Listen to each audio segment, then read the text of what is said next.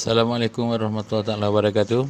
Pasaran monopoli adalah sebuah pasaran di mana syarikat telah menguasai pasaran atau monopolis, berkuasa dalam menentukan harga dan tidak menjalankan perniagaan yang hampir sama. Perkataan monopoli merupakan gabungan perkataan yang berasal daripada bahasa Yunani iaitu monos dan polin. Monos bermaksud sendiri, manakala polin ialah penjual. Secara keseluruhannya, monopoli adalah sesuatu yang menguasai penawaran dalam sesebuah pasaran. Dalam pasaran monopoli, tiada perkhidmatan atau produk sejenis serta tidak ada pesaing dalam satu pasaran yang sama. Syarikat yang berada dalam pasaran monopoli dikenali sebagai monopolis yang merupakan pihak tunggal. Monopolis mempunyai kekuasaan dan menguasai pasaran untuk menentukan harga.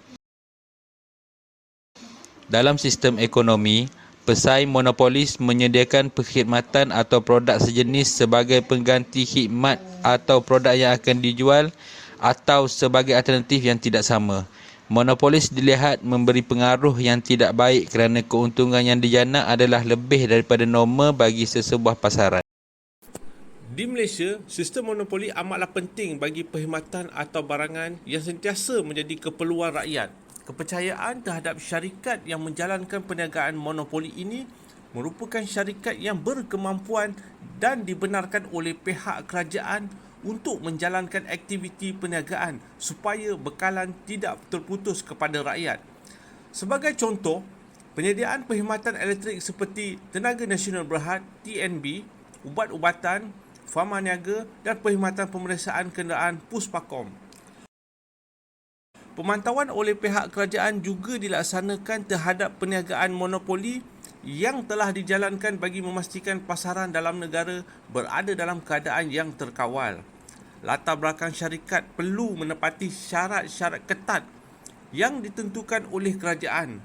Hal ini bagi menjamin sistem monopoli yang baik boleh dijalankan bagi memberi keseimbangan dan keadilan kepada syarikat, kerajaan dan rakyat. Menurut Berita Harian 2019, terdapat beberapa syarikat yang menjalankan sistem monopoli yang dalam beberapa industri utama di Malaysia.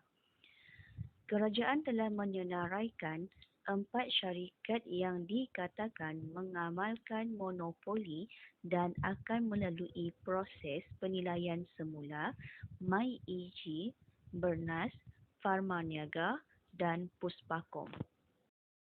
Sistem monopoli dalam perniagaan selalu dipandang buruk kerana sifatnya yang membenarkan sesebuah syarikat hak untuk mengawal harga barangan atau perkhidmatan yang disediakan. Namun, ada beberapa situasi yang perlu diambil kira dalam untuk memastikan produk atau perkhidmatan dikawal selia dan disediakan oleh syarikat yang benar-benar berhak dalam bentuk monopoli. Dalam menjalankan sistem monopoli, sebuah syarikat bertaraf gergasi perlu menyediakan bekalan perkhidmatan atau barangan secara konsisten. Pihak kerajaan bertindak sebagai pemantau untuk mengawal harga bekalan kepada rakyat. Selain itu, operasi perniagaan berstatus monopoli ini juga memerlukan modal yang besar untuk menjalankan perniagaan tersebut. Sebagai contoh, di Malaysia, syarikat Tenaga Nasional Berhad (TNB) yang menyediakan utiliti dan perkhidmatan elektrik kepada seluruh rakyat Malaysia, penyediaan dan operasi perkhidmatan ini memerlukan modal yang besar untuk terus beroperasi. Justru, kerajaan akan melantik sebuah syarikat yang selayaknya untuk menjalankan aktiviti perniagaan ini.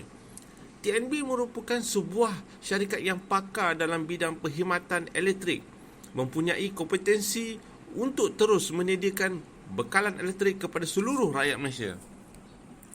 TNB yang juga syarikat berkaitan kerajaan GLC merupakan pakar mempunyai kedudukan kewangan yang kukuh untuk menyediakan perkhidmatan ini. Andai kata perkhidmatan elektrik di Malaysia tidak menjalankan sistem monopoli, perkhidmatan ini akan ditawarkan oleh syarikat berbeza yang mempunyai kemampuan yang berbeza.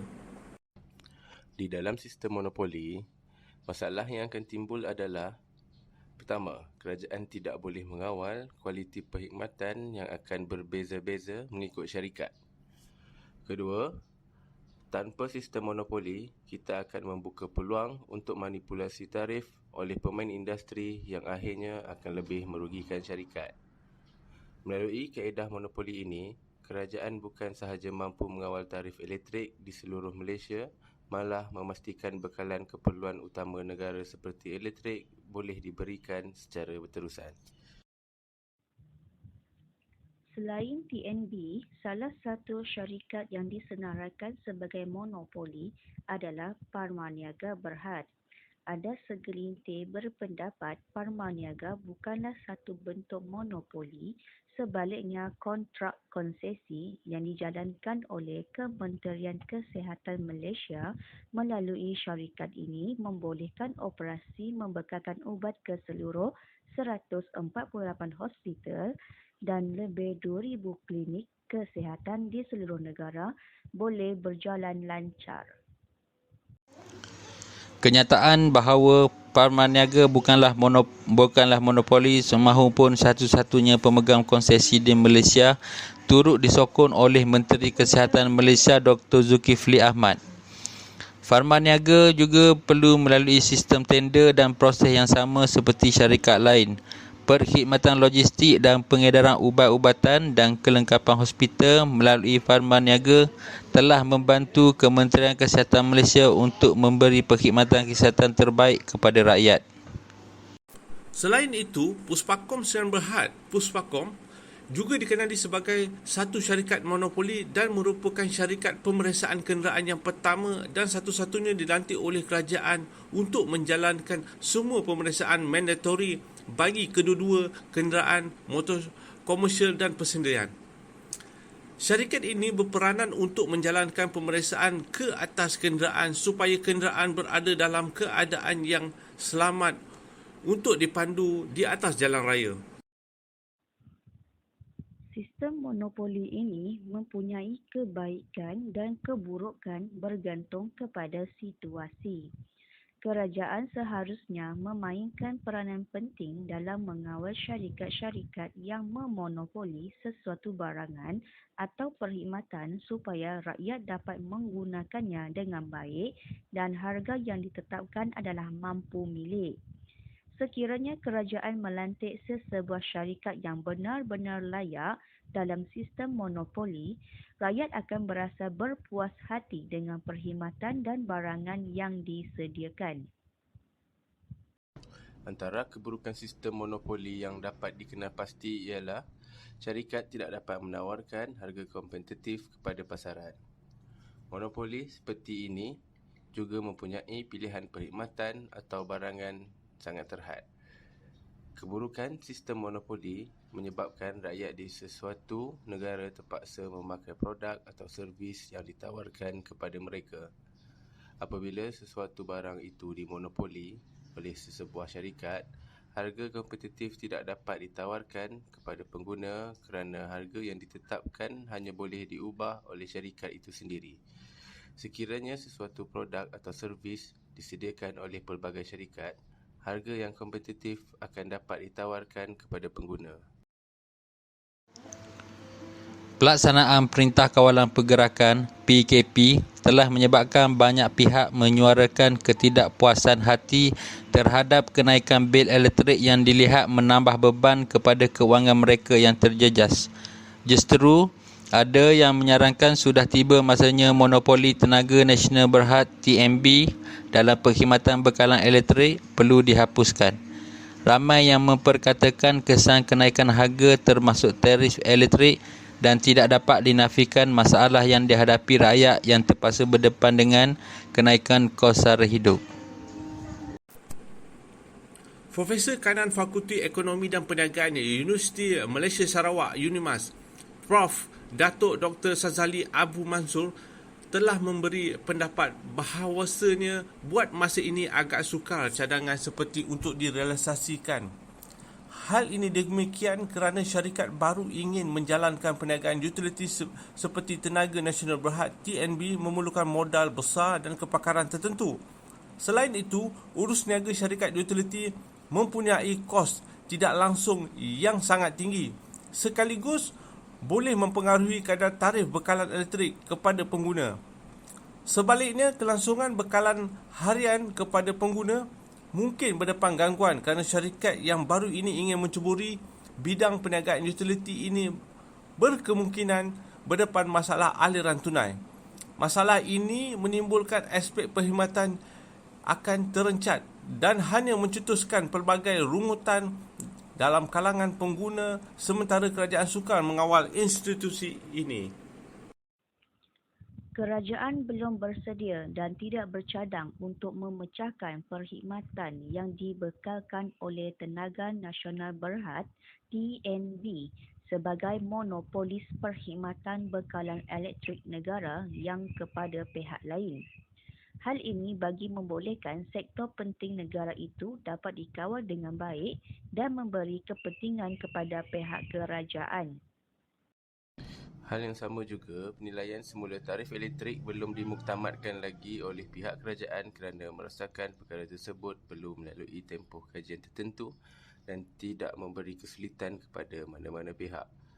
Walau bagaimanapun, menurut Profesor Sazali, langkah mengurangkan beban kos bayaran elektrik dalam kalangan rakyat dapat dilaksanakan menerusi beberapa pendekatan termasuk menilai semula julat kadar tarif semasa dan menerapkan elemen kooperasi antara syarikat, pemegang taruh dan pengguna. Ia juga turut dipersetujui oleh Timbalan Pengarah Institut Dasar Ekonomi dan Kewangan Universiti Utara Malaysia, Profesor Madya Dr. Irwan Shah Zainal Abidin, yang berpendapat bekalan elektrik wajar diselia oleh Tenaga Nasional Berhad saja pada masa kini. Sebagai alternatif menggantikan sistem monopoli, antara cadangan yang lain bagi mengembangkan pasaran menerusi sistem oligopolistik. Oligopolistik merupakan sebuah struktur pasaran dengan sebilangan kecil syarikat atau perniagaan di mana syarikat tersebut secara signifikan dapat mempengaruhi satu sama lain. Ia juga satu keadaan di mana hanya terdapat segelintir perniagaan yang menguasai pasaran yang sama. Menerusi pandangan penganalisis ekonomi Prof. Madya Dr. Haim Hilman dari Universiti Utara Malaysia UUM mengesyorkan supaya monopoli Tenaga Nasional Berhad TNB dipecahkan. Penjimatan kadar elektrik sebenarnya dapat dimanfaatkan secara menyeluruh oleh rakyat mahupun kerajaan. Sebagai cadangan, bagi pembekalan tenaga elektrik seperti ini boleh dipecahkan kepada syarikat-syarikat pembekalan dari segi wilayah yang ada dalam negara seperti Pantai Timur, Sabah dan Sarawak. Dengan memecahkan monopoli, persaingan untuk membekalkan tenaga elektrik kepada rakyat menjadi lebih kompetitif. Secara tidak langsung, rakyat boleh membandingkan kadar yang mungkin lebih murah dan lebih baik daripada yang ditawarkan hari ini. Secara kesimpulannya, bekalan utiliti adalah sebuah perniagaan yang sudah pasti menjana keuntungan. Justeru, syarikat seharusnya mempunyai dasar tanggungjawab sosial untuk mengagihkan semula pendapatan atau pulangan kepada pengguna bagi menghargai kesetiaan mereka. Keuntungan atau pulangan tidak seharusnya sekadar diagih kepada pemegang saham dalam perniagaan semata-mata kerana pengguna juga melanggan perkhidmatan utiliti ini. Mana-mana pihak, baik kerajaan dan rakyat, seharusnya perlu menerima hakikat bahawasanya kenaikan harga barang dan minyak berlaku di mana-mana negara. Seperti di negara jiran, Indonesia juga tidak terlepas daripada menghadapi kenaikan harga yang sama seperti tahun sebelumnya.